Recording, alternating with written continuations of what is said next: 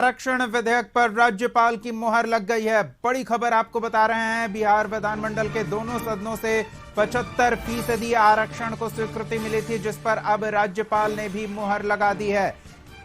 संपादक अशोक मिश्रा हमारे साथ जुड़ गए हैं। अशोक जी, नीतीश कुमार ने कल ही उम्मीद जताई थी कि जल्द राज्यपाल लौट आए हैं तो अब आरक्षण विधेयक पर मुहर लग जाएगी। खबर मिल रही है कि राज्यपाल ने इस पर हस्ताक्षर कर दिए हैं।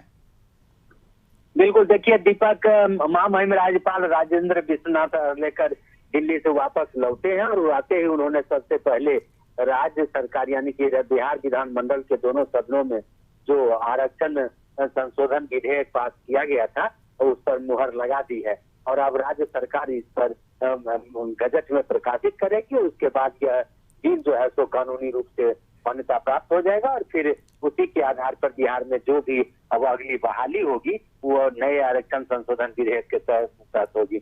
यानी कि अब 75% आरक्षण बिहार में लागू हो गया है और इसके नीतीश कुमार ने जो जातीय गणना कराई थी, यानी कि बिहार सरकार ने जो जातीय गणना कराई थी, उस जातीय गणना की जो रिपोर्ट आई, उस रिपोर्ट के तहत राज्य सरकार ने 75% आरक्षण लागू करने का फैसला लिया और इस पर जो विधानमंडल के दोनों सदनों ने सर्वसम्मति से मुहर लगाई और इस पर अब राज्यपाल की भी मुहर लग गई। इसलिए अब इस बिल में कहीं कोई बाधा नहीं है और नीतीश कुमार ने जो ऐलान किया था उसे वह अब मूर्त रूप धारण कर लेगा और अब जो भी नई नियुक्तियां होगी बिहार सरकार के द्वारा उसमें इस आरक्षण बिल का अनुपालन किया जाएगा। बिल्कुल अशोक जी, और सबसे नजदीक में नियुक्ति की प्रक्रिया शिक्षक नियुक्ति वाली ही है, तो उस पर भी इसका प्रभाव दिखेगा।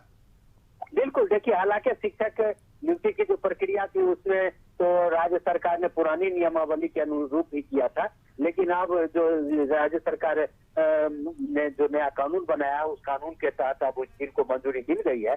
तो ऐसी संभावना अब जताई जा रही है कि अब नए आरक्षण बिल के अनुरूप ही नई नियुक्तियां की जाएगी और नीतीश कुमार ने चुनाव से पहले जो ये घोषणा की थी वो घोषणा अब पूरी हो गई है। जी धन्यवाद अशोक जी तमाम अपडेट्स के लिए। तो आरक्षण विधेयक पर राज्यपाल की भी मुहर लग गई है। बड़ी खबर आपको बता रहे हैं। बिहार में आरक्षण का दायरा बढ़कर 75% के विधानसभा और विधान परिषद से प्रस्ताव पास कराने के बाद राज्यपाल की मंजूरी के लिए गया था और राज्यपाल ने इस पर हस्ताक्षर कर दिए हैं।